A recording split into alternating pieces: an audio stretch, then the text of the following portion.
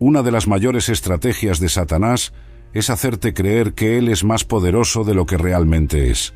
De hecho, esto se remonta al jardín del Edén, cuando se presentó como alguien que podría ofrecer algo mayor de lo que Dios ya había dado. «Seréis como Dios», le dijo a Eva en Génesis 3:5. Pero esa fue solo la primera de muchas mentiras que continúan resonando hasta hoy. Veo a muchos cristianos viviendo con miedo constante, creyendo que el diablo está detrás de cada esquina, controlando cada aspecto de sus vidas. Algunos incluso evitan tomar decisiones importantes porque temen ataques espirituales. Otros viven en constante paranoia, atribuyendo cada problema al enemigo. Pero, ¿es realmente así? La palabra de Dios nos dice en 1 Juan 4:4, «Mayor es aquel que está en vosotros que el que está en el mundo». Este versículo no es solo una bonita frase para poner en cuadros, es una verdad fundamental que debería transformar completamente nuestra perspectiva sobre la batalla espiritual. Cuando Jesús fue tentado en el desierto, como se registra en Mateo 4, vemos algo fascinante. El diablo solo podía hacer ofertas, sugerencias, él no podía forzar nada. Y más importante, cada oferta que hizo revelaba sus propias limitaciones. ¿Por qué? Porque si realmente tuviera todo el poder que afirmaba tener, no necesitaría negociar. Hoy voy a revelar 7 verdades bíblicas sorprendentes sobre las limitaciones de Satanás. No son teorías u opiniones personales, son verdades fundamentadas en la palabra de Dios, confirmadas por la tradición de la Iglesia y evidentes en la propia naturaleza de la creación divina. Antes de entrar en los puntos específicos, necesito que entiendas algo crucial. Reconocer las limitaciones del enemigo no significa subestimarlo. Pedro nos advierte en 1 Pedro 5:8 que debemos ser sobrios y vigilantes, porque nuestro adversario anda alrededor, rugiendo como león, buscando a quien devorar. Pero observa, él ruge como un león, él no es el león. El verdadero león es Jesucristo, el león de la tribu de Judá en Apocalipsis 5. Y aquí está un punto fundamental. Cuando entendemos las verdaderas limitaciones del enemigo, nuestra fe se fortalece, nuestro miedo disminuye y nuestra confianza en Dios aumenta. Es como Santiago 4:7 nos enseña: «Resistid al diablo, y él huirá de vosotros». Observa que el versículo comienza con «Someted a vosotros mismos a Dios». Esa siempre es la orden correcta. Número 1. Satanás no puede leer tus pensamientos. La primera verdad que vamos a explorar hoy es absolutamente revolucionaria. Satanás no puede leer tus pensamientos. Deja que esto penetre por un momento. Tus pensamientos, tus miedos más íntimos, tus sueños más profundos. Todo esto está sellado y protegido de cualquier acceso del enemigo. Esta verdad está fundamentada en diversos textos bíblicos. En 1 Reyes 8:39, la palabra declara que solo Dios conoce el corazón de todos los hijos de los hombres. Jeremías 10:10 refuerza: «Yo, el Señor, escudriño el corazón y pruebo los pensamientos». Observa que esta es una capacidad exclusiva de Dios. Cuando estudiamos la naturaleza divina, encontramos 3 atributos fundamentales que solo Dios posee: omnisciencia, todo lo sabe; omnipresencia, está en todo lugar; y omnipotencia, todopoderoso. El conocimiento de los pensamientos humanos forma parte de la omnisciencia divina, un atributo que Satanás, como criatura, no posee. Pero puedes estar pensando, si él no puede leer mis pensamientos, ¿cómo parece que a veces sabe exactamente dónde atacarme? La respuesta es simple: observación y experiencia. Piensa en Satanás como un habilidoso jugador de ajedrez que a lo largo de miles de años ha observado los mismos patrones de comportamiento humano. Él no necesita leer tu mente para prever tus movimientos, solo observa tus patrones. En Job 1 vemos un ejemplo claro de esto. Cuando Satanás se presenta ante Dios, hace acusaciones basadas en sus observaciones externas de Job, no en un conocimiento interno de sus pensamientos. Él dice: «¿Por ventura Job teme a Dios en vano?» Job 1:9. Necesitó probar a Job porque no sabía lo que realmente había en su corazón. Imagina por un momento la libertad que esto trae a tu vida de oración. Puedes orar en silencio, completamente seguro de que tu comunicación con Dios es totalmente privada. En Mateo 6:6, Jesús habla sobre orar en secreto, garantizando que el Padre que ve en secreto te recompensará. Tus momentos más íntimos con Dios son verdaderamente íntimos. Esta verdad también trae una seguridad impresionante en los momentos de tentación. Cuando surgen pensamientos de tentación, no necesitas temer que el enemigo esté dentro de tu cabeza. Él puede sugerir, pero no puede ver tu respuesta interna a esas sugerencias. Es como si tuvieras un jardín secreto donde solo tú y Dios pueden entrar. Tus momentos de adoración, incluso en silencio, están completamente protegidos. Apocalipsis 2:23 nos recuerda que solo Jesús sondea los riñones y los corazones. Cuando estás adorando en espíritu, estás participando de una comunión íntima que el enemigo ni siquiera puede presenciar, mucho menos interrumpir. La batalla de la mente adquiere una nueva perspectiva a la luz de esta verdad. Cuando 2 Corintios 10:5 habla sobre llevar cautivos todos los pensamientos a la obediencia de Cristo, podemos entender que esta batalla es fundamentalmente entre tú y Dios. El enemigo es solo un observador externo, incapaz de ver lo que realmente está sucediendo en tu interior. Es importante entender cómo esto funciona en la práctica. Cuando surgen pensamientos en tu mente, pueden venir de tu propia naturaleza humana, como Santiago 1:14 nos enseña, pueden ser la suave dirección del Espíritu Santo, como prometido en Juan 16:13, o pueden ser sugerencias externas del enemigo, como se menciona en Efesios 6:16. El enemigo puede lanzar sus dardos inflamados, que son sugerencias, tentaciones y acusaciones, pero no puede ver cómo procesas internamente esas sugerencias. Es como alguien lanzando flechas contra un castillo. Puede lanzar, pero no tiene idea de lo que está sucediendo dentro de las murallas. Esta comprensión nos permite desarrollar una vida interior rica y profunda con Dios, completamente protegida del enemigo. Cuando el Salmo 91:1 habla sobre habitar en el escondite del Altísimo, está hablando de este lugar de intimidad que Satanás no puede invadir, ni siquiera observar. La meditación bíblica silenciosa adquiere un nuevo significado cuando entendemos esto. Esos momentos tranquilos con la palabra son verdaderamente momentos solo entre tú y Dios. La oración mental se convierte en un refugio constante, un diálogo íntimo y continuo con el Padre, como Pablo sugiere en 1 Tesalonicenses 5:17. Tu adoración interior, esos momentos en que tu espíritu se eleva en alabanza silenciosa, es un jardín cerrado donde el Espíritu Santo ministra libremente, sin interferencia. Las declaraciones que haces en tu corazón, afirmando las promesas de Dios, son semillas plantadas en suelo sagrado que el enemigo no puede contaminar. Claro, necesitamos mantener un equilibrio sabio. Aunque Satanás no puede leer tus pensamientos, él puede intentar influenciarlos a través de sugerencias externas.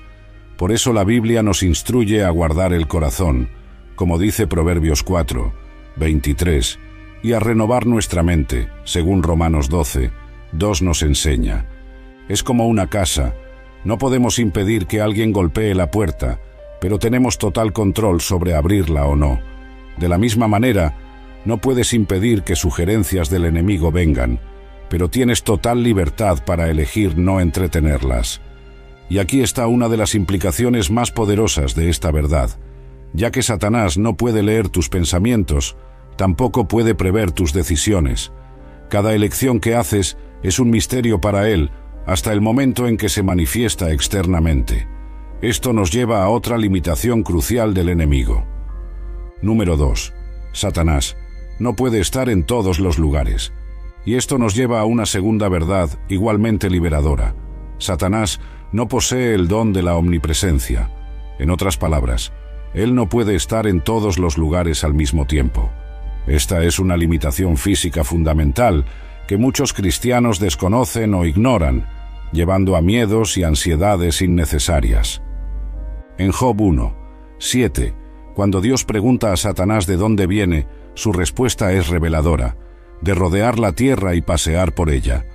Observa atentamente. Él necesitaba desplazarse. Si pudiera estar en todos los lugares simultáneamente, no habría necesidad de rodear o pasear. Esta simple pasada nos revela una profunda verdad sobre sus limitaciones. Piensa por un momento, ¿cuántas veces ya te has preocupado pensando que el enemigo estaba constantemente observando cada paso tuyo? La verdad es que, como criatura, Satanás está sujeto a las mismas limitaciones espaciales que cualquier otro ser creado. Solo Dios puede declarar, como leemos en Jeremías 23, 24, ¿acaso no lleno yo el cielo y la tierra? Dice el Señor. Cuando Dios promete en Salmo 139, 7, 10 que no hay lugar donde podamos escondernos de su presencia, Él está afirmando un atributo que es exclusivamente suyo. El contraste no podría ser más claro. Mientras Dios está verdaderamente presente en todo lugar, el enemigo está limitado a un lugar a la vez. Pedro nos advierte en su primera epístola que nuestro adversario anda alrededor como un león que ruge. Observa el verbo anda, nuevamente, una referencia a la necesidad de movimiento físico. Él necesita desplazarse porque no puede estar en todo lugar al mismo tiempo. Es como un león que necesita patrullar su territorio. Puede cubrir un área considerable, pero nunca todo el territorio simultáneamente. ¿Alguna vez te has preguntado cómo funciona esto con los demonios? Es verdad que Satanás comanda una jerarquía de seres espirituales caídos, como vemos en Efesios 6, 12. Sin embargo, incluso con todo su ejército, todavía existe una limitación numérica y espacial. Cada demonio, así como su líder, solo puede estar en un lugar a la vez. Esto nos lleva a una comprensión crucial.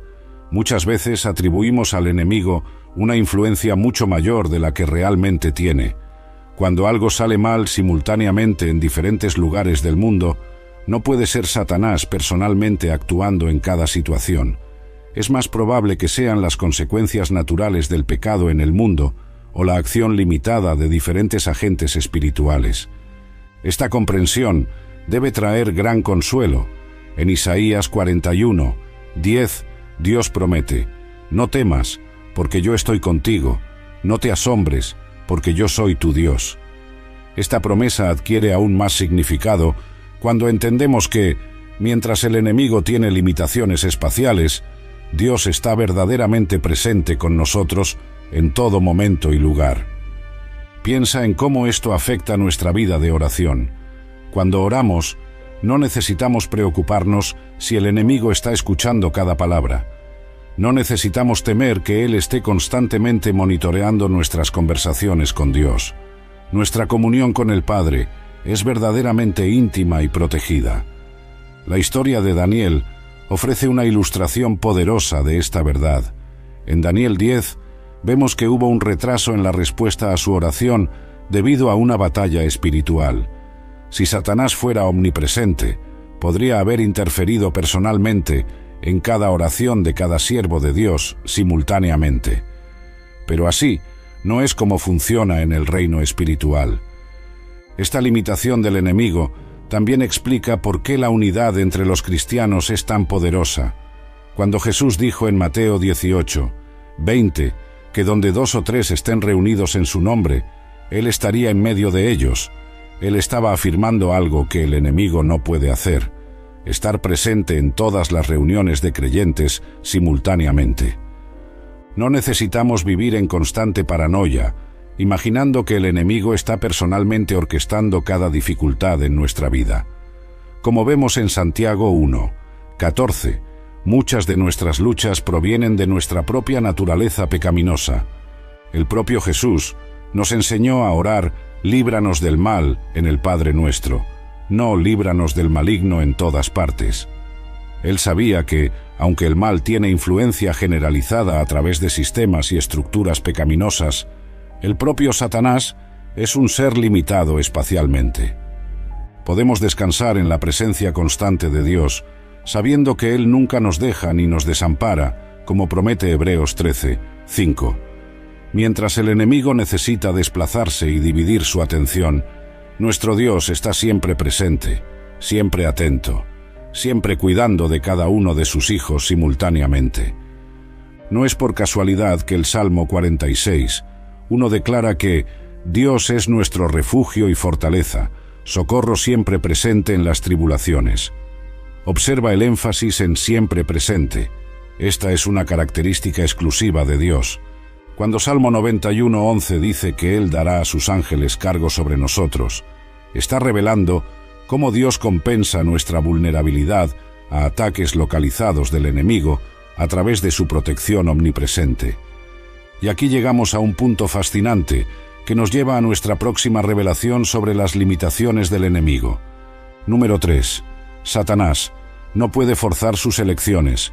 Y aquí llegamos a una de las verdades más liberadoras sobre las limitaciones del enemigo. Satanás no puede forzar tus elecciones. Esta verdad es tan fundamental que atraviesa toda la narrativa bíblica, desde el jardín del Edén hasta el libro del Apocalipsis. Piensa en el primer pecado registrado en la historia humana. En el jardín del Edén, la serpiente no forzó a Eva a comer del fruto prohibido. En lugar de eso, usó persuasión, mentiras y manipulación. ¿Así dijo Dios? Ella cuestionó, sembrando dudas, pero la decisión final fue de Eva. Este patrón establecido al inicio de la historia humana continúa hasta hoy. El libro de Santiago nos ofrece una perspectiva profunda sobre este proceso. Cada uno es tentado cuando es atraído y seducido por su propia concupiscencia. Observa las palabras elegidas: atraído y seducido, no forzado o coaccionado. La tentación puede ser fuerte, la seducción puede ser persuasiva, pero la elección final siempre permanece nuestra. Esta verdad se confirma repetidamente en las Escrituras. En 1 Corintios 10:13, encontramos una promesa poderosa: no os ha sobrevenido tentación que no sea humana, pero Dios es fiel y no permitirá que seáis tentados más de lo que podéis resistir. Observa que Dios permite la tentación, pero siempre nos da la capacidad de elegir resistir. Mira el ejemplo de José en Egipto. Día tras día, enfrentó las embestidas de la esposa de Potifar. La presión era constante, la tentación era real, pero José mantuvo su integridad porque la elección era suya. ¿Cómo podría yo cometer este gran mal y pecar contra Dios?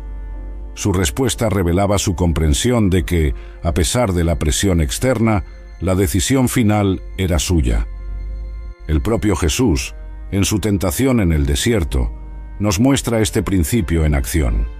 Satanás podía ofrecer todos los reinos del mundo, podía sugerir que Jesús transformara piedras en pan, podía desafiarlo a lanzarse desde el pináculo del templo, pero no podía forzarlo a hacer nada.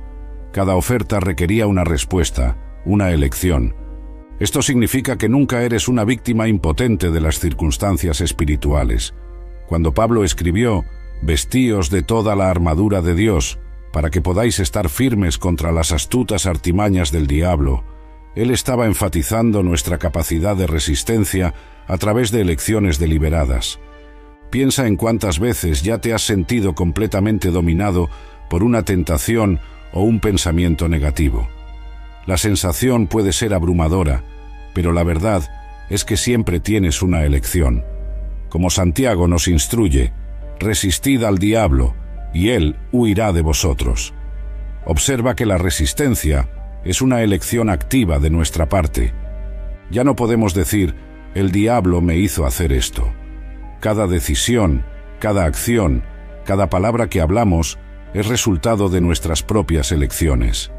El enemigo puede influir, pero no puede controlar. El ejemplo de Job es particularmente ilustrativo. Incluso cuando Satanás recibió permiso para probar a Job, había límites claros de lo que podía hacer. Podía afectar las circunstancias externas, pero no podía controlar las respuestas de Job. La famosa declaración: «Aun si él me mata, en él esperaré», fue una elección consciente de Job.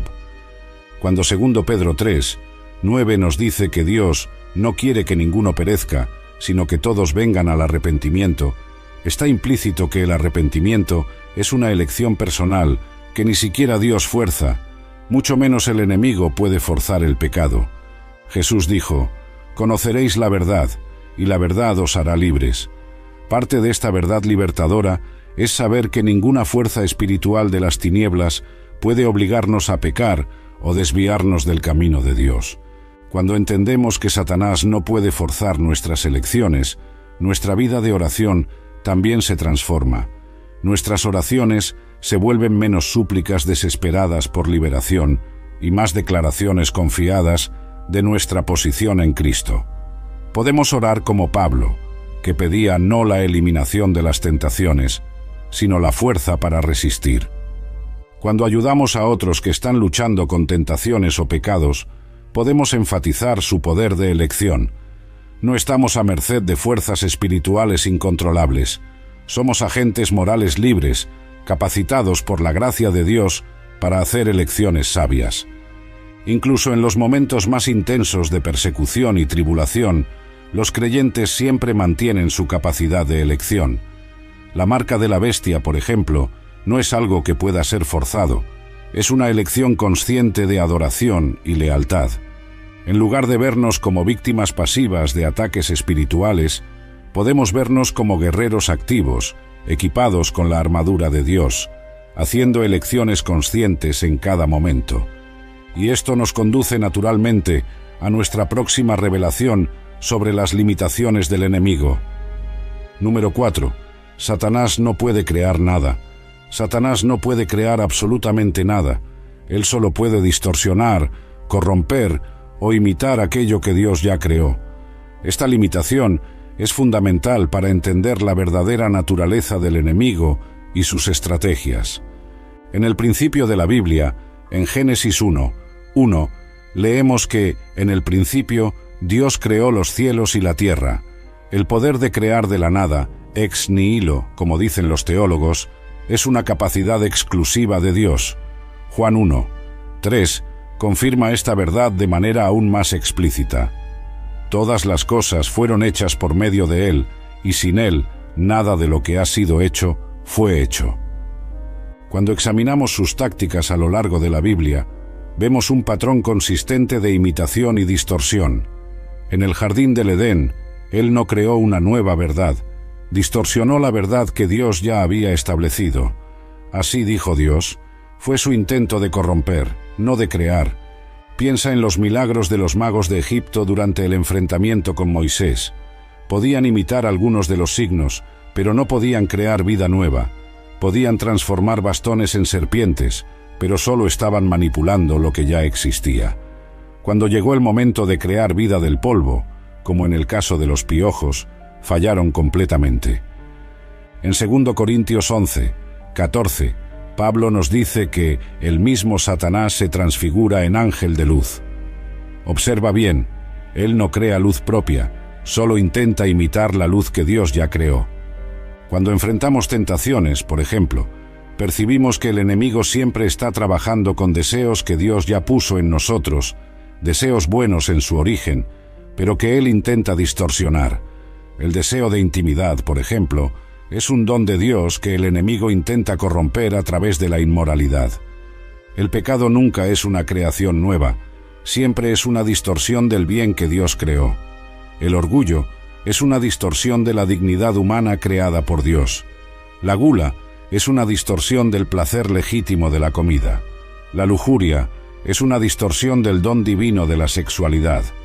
En Colosenses 1:16, Pablo declara que en Él fueron creadas todas las cosas en los cielos y en la tierra, las visibles y las invisibles. Todo fue creado por Él y para Él. Este pasaje no deja espacio para ningún poder creativo fuera de Dios. El enemigo, siendo él mismo una criatura, está limitado a trabajar con lo que ya existe. Esta verdad debe cambiar fundamentalmente nuestra perspectiva sobre el mal en el mundo. El mal no tiene sustancia propia, siempre es una privación o distorsión del bien. Como argumentaba San Agustín, el mal es como un agujero en un abrigo, no tiene existencia propia, es solo la ausencia de lo que debería estar allí. Mira cómo se aplica esto a las mentiras del enemigo. Él es llamado padre de la mentira, pero observa que incluso una mentira es solo una distorsión de la verdad. No existe mentira que no tenga alguna referencia a la verdad que está distorsionando. Por eso Jesús podía decir: «Conoceréis la verdad, y la verdad os hará libres». En Juan 10:10, Jesús contrasta su propia misión con la del enemigo. «El ladrón viene solamente para robar, matar y destruir. Yo he venido para que tengan vida, y la tengan en abundancia». Observa que todas las acciones atribuidas al enemigo son negativas. Él solo puede trabajar con lo que ya existe, sea para robar, destruir o corromper. Cuando oramos por sanidad, estamos esencialmente pidiendo que Dios restaure algo a su condición original creada. El enemigo puede causar enfermedades, pero no puede crear salud. Puede causar división, pero no puede crear unidad. Puede generar confusión, pero no puede crear paz. Esta comprensión también ilumina nuestra lectura del libro del Apocalipsis. Cuando vemos al anticristo y sus señales y prodigios, entendemos que son todas imitaciones, intentos de copiar lo que Dios ya hizo. El anticristo no crea su propia marca, intenta imitar el sello de Dios. No crea su propio reino, intenta usurpar el reino de Dios. En la práctica, esto significa que todo lo que el enemigo ofrece es una falsificación. Cuando él promete placer, es una imitación del verdadero placer que viene de Dios. Cuando promete poder, es una sombra del verdadero poder que viene del alto. Cuando promete libertad, es una contrafacción de la verdadera libertad que encontramos en Cristo. Si el enemigo no puede crear nada, entonces todo lo que es verdaderamente bueno, bello y verdadero viene de Dios. Como dice Santiago 1:17, toda buena dádiva y todo don perfecto vienen de lo alto, bajando del Padre de las luces. Y esto nos conduce naturalmente a nuestra próxima revelación sobre las limitaciones del enemigo. Número 5. Satanás no puede vencer la autoridad de Jesús. Y aquí llegamos a una verdad que es el corazón de nuestra victoria espiritual. Satanás no puede vencer la autoridad de Jesús. Esta no es solo otra limitación. Es la derrota definitiva del enemigo, sellada en la cruz del Calvario y confirmada en la resurrección. Colosenses 2:15 declara esta verdad de manera triunfante, y despojando a los principados y a las potestades, los exhibió públicamente, triunfando sobre ellos en la cruz. Observa el lenguaje aquí: despojados, expuestos al desprecio, derrotados. No hay margen para duda sobre quién tiene la autoridad suprema. Cuando Jesús declaró en Mateo 28:18, «Toda autoridad me ha sido dada en el cielo y en la tierra», Él estaba haciendo una afirmación absolutamente abarcadora. La palabra toda no deja espacio para ninguna autoridad independiente del enemigo. Cada movimiento que Satanás hace está sujeto al permiso y a los límites establecidos por Cristo. Antes de que Satanás pudiera tocar cualquier cosa que pertenecía a Job, necesitó pedir permiso. Incluso cuando recibió permiso, había límites claros que no podía superar. Esto revela una verdad fundamental. Incluso en el Antiguo Testamento, el enemigo ya operaba dentro de límites establecidos por Dios. Lucas 10:19 registra a Jesús diciendo: «He aquí, os doy poder para pisar serpientes y escorpiones, y toda fuerza del enemigo, y nada os hará daño alguno». Esta es una transferencia de autoridad. La misma autoridad que derrotó al enemigo ahora es delegada a los seguidores de Cristo. Piensa en los encuentros de Jesús con demonios durante su ministerio terreno. En cada ocasión, los espíritus malignos reconocían inmediatamente su autoridad. En Marcos 5, el endemoniado gadareno, poseído por una legión de demonios, corre y se postra ante Jesús. Los demonios imploran permiso, incluso para entrar en los cerdos. Sabían que no tenían otra opción más que someterse a su autoridad. Efesios 1:20 que Dios resucitó a Cristo y lo puso por encima de todo principado, y poder, y potestad, y dominio, y de todo nombre que se nombra, no solo en este siglo, sino también en el venidero. Esta posición de suprema autoridad es permanente e incontestable. ¿Qué significa esto para nosotros hoy? Significa que cuando resistimos al enemigo en el nombre de Jesús, no estamos entrando en una batalla con resultado incierto. Estamos ejerciendo una autoridad que ya ha sido establecida en la cruz. Por eso Santiago puede decir con tanta confianza: resistid al diablo, y él huirá de vosotros. En Apocalipsis 12:11 encontramos la clave de nuestra victoria. Ellos lo han vencido por medio de la sangre del Cordero y por la palabra de su testimonio. Observa que la victoria no está en nuestro propio poder o habilidad, sino en lo que Cristo ya ha realizado. La sangre del Cordero, representando la obra completa de Cristo, es la base de nuestra autoridad. No estamos luchando para obtener victoria, estamos luchando a partir de la victoria que ya ha sido conquistada. Como Pablo declara en Romanos 8:37, en todas estas cosas somos más que vencedores, por medio de aquel que nos amó. Cuando enfrentamos tentaciones o ataques espirituales, no necesitamos entrar en pánico.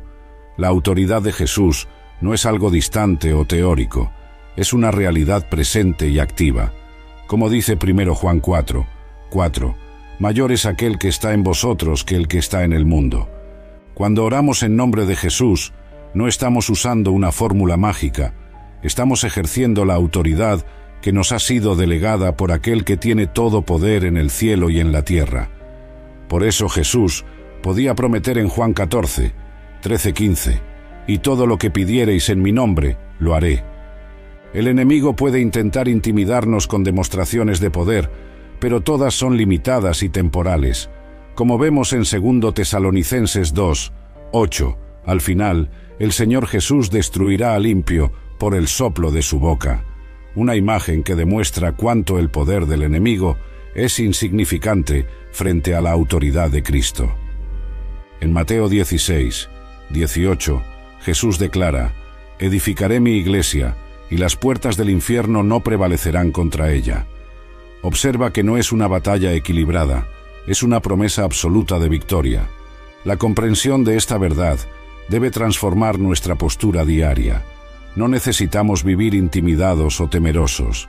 Como Pablo declara en 2 Timoteo 1:7, porque Dios no nos ha dado espíritu de cobardía, sino de poder, de amor y de dominio propio. Y esto nos lleva naturalmente a nuestra próxima revelación extraordinaria sobre las limitaciones del enemigo. Número 6. Satanás no puede robar tu salvación. Esta próxima verdad es una de las más reconfortantes de todas. Satanás no puede robar tu salvación. Esta es una garantía absoluta, fundamentada en las promesas más firmes de la palabra de Dios y sellada por la propia sangre de Jesucristo. En Juan 10:28-29, Jesús hace una declaración extraordinaria: yo les doy vida eterna, nunca perecerán, ni nadie las arrebatará de mi mano. Mi Padre, que las dio para mí, es mayor que todos, y nadie puede arrebatar de la mano de mi Padre. Observa la doble garantía aquí. Estamos seguros tanto en la mano de Jesús como en la mano del Padre. Esta seguridad no se basa en nuestra propia fuerza o fidelidad, sino en la obra completa de Cristo. Romanos 8:38-39 expande esta verdad de manera gloriosa.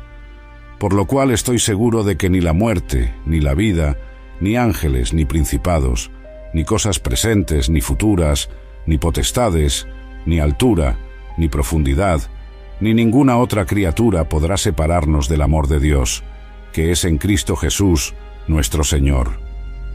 Observa cómo Pablo es exhaustivo en esta lista. Él incluye todas las posibles fuerzas espirituales, ángeles, principados, potestades, y aún así afirma que ninguna de ellas puede separarnos del amor de Dios. El enemigo, siendo una criatura, está incluido en esta lista de poderes que no pueden separarnos de Cristo. La base de esta seguridad está en el propio carácter de Dios. En 2 Timoteo 2:13 leemos: si somos infieles, Él permanece fiel, pues no puede negarse a sí mismo. Nuestra salvación no depende de nuestra perfección, sino de la fidelidad de Dios a sus propias promesas. Efesios 1:13-14 nos dice que fuimos sellados con el Espíritu Santo de la promesa, el cual es el penor de nuestra herencia. La palabra penor aquí significa garantía, entrada, primer pago. El Espíritu Santo en nosotros es la garantía divina de que nuestra salvación está segura. Piensa en el profundo significado del sello del Espíritu. En la antigüedad, un sello real era una marca de propiedad y protección. Nadie se atrevería a violar un sello real bajo pena de muerte. Cuanto más inviolable es el sello del propio Dios en nuestras vidas. Filipenses 1:6 nos da otra garantía preciosa. Aquel que comenzó la buena obra en vosotros, la completará hasta el día de Cristo Jesús. Observa que la responsabilidad de completar la obra no es nuestra, sino de Dios. El enemigo puede intentar interferir, pero no puede impedir que Dios complete lo que Él comenzó. Esta seguridad no es una licencia para el pecado, como algunos podrían pensar. Como Pablo argumenta en Romanos 6, la gracia que nos salva también nos transforma.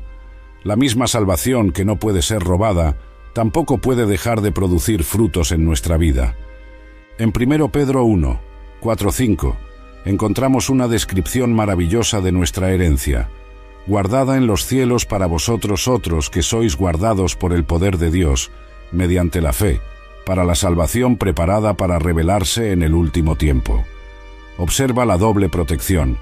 La herencia está guardada para nosotros, y nosotros estamos guardados para la herencia. El enemigo puede intentar hacernos dudar de nuestra salvación, puede acusarnos día y noche, como vemos en Apocalipsis 12:10, pero no puede cambiar el veredicto que Dios ya ha pronunciado sobre nosotros en Cristo.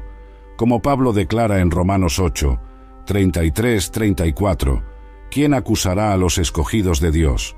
Dios es quien los justifica. Esta certeza transforma nuestra vida de oración. Ya no necesitamos suplicar por una salvación que ya nos ha sido dada. En cambio, podemos orar con confianza, sabiendo que tenemos acceso directo al trono de la gracia, como nos asegura Hebreos 4:16. Nuestra adoración también se transforma. No adoramos para mantener nuestra salvación, sino porque ya hemos sido salvos. Es una respuesta de gratitud a lo que ya ha sido conquistado para nosotros en Cristo. Como dice 1 Juan 4:19, nosotros amamos porque Él nos amó primero. Esta seguridad afecta incluso nuestra manera de lidiar con el fracaso. Cuando caemos, el enemigo intenta convencernos de que hemos perdido nuestra salvación. Pero 1 Juan 2:1 nos asegura, si sin embargo alguno peca, tenemos a un abogado junto al Padre, Jesucristo el justo. Piensa en el hijo pródigo. Él podía desperdiciar su herencia, pero no podía deshacer su relación con el Padre.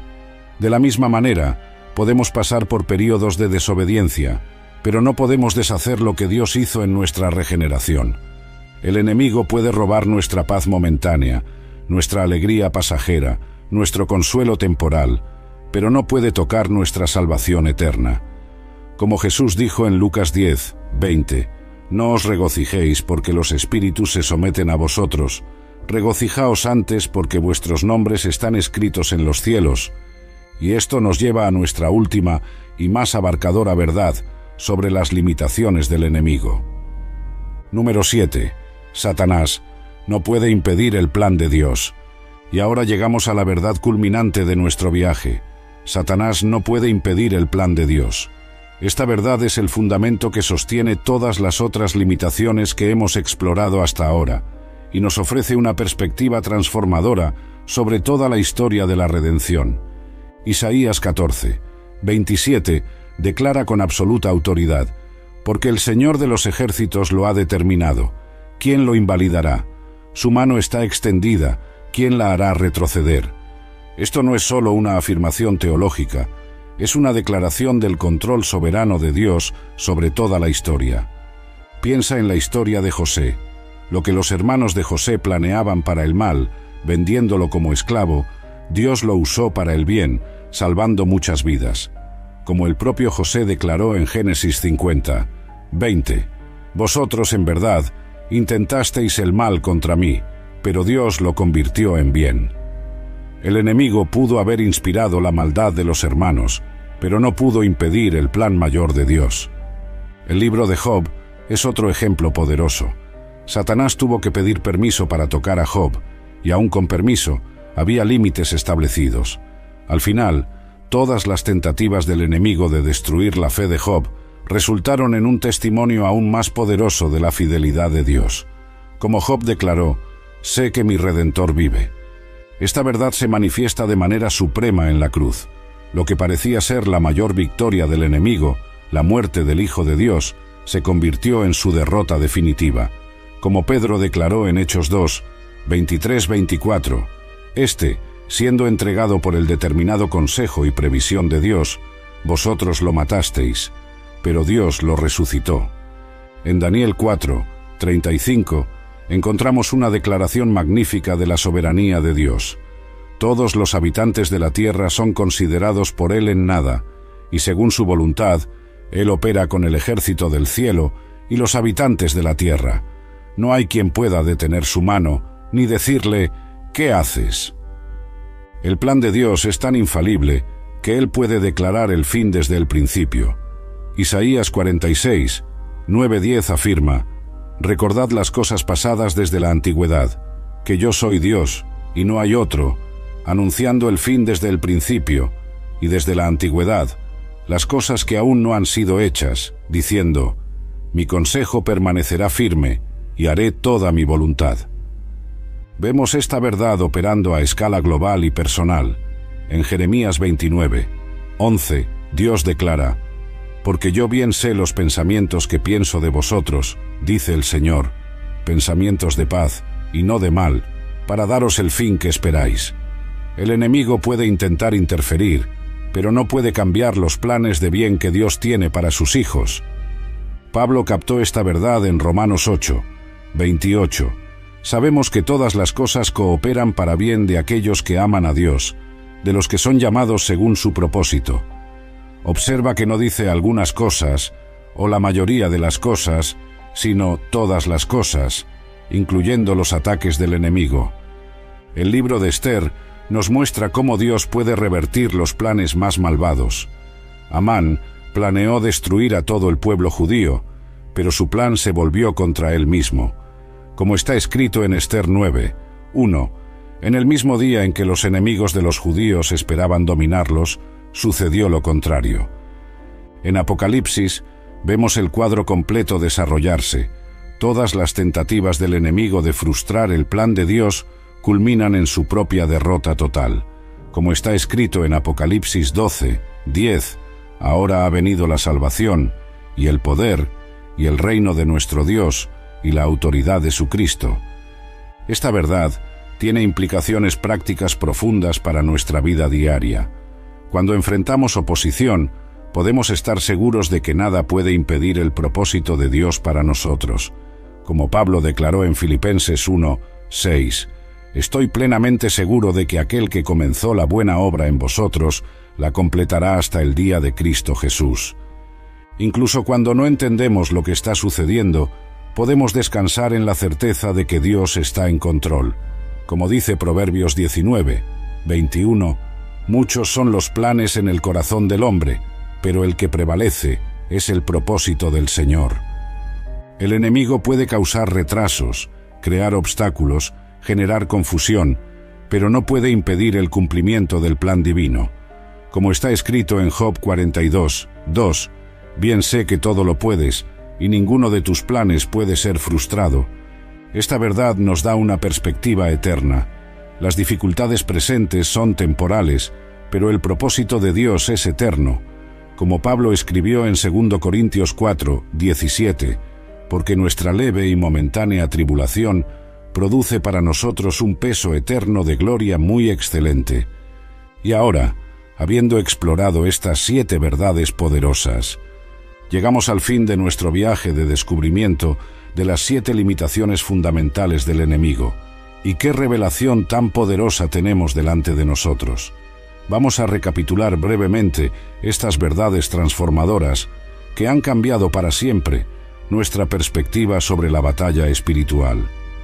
Aprendimos que Satanás no puede leer nuestros pensamientos, lo que nos garantiza un santuario íntimo de comunión con Dios. Nuestra mente es un jardín cerrado donde podemos cultivar nuestra relación con el Padre sin interferencia del enemigo.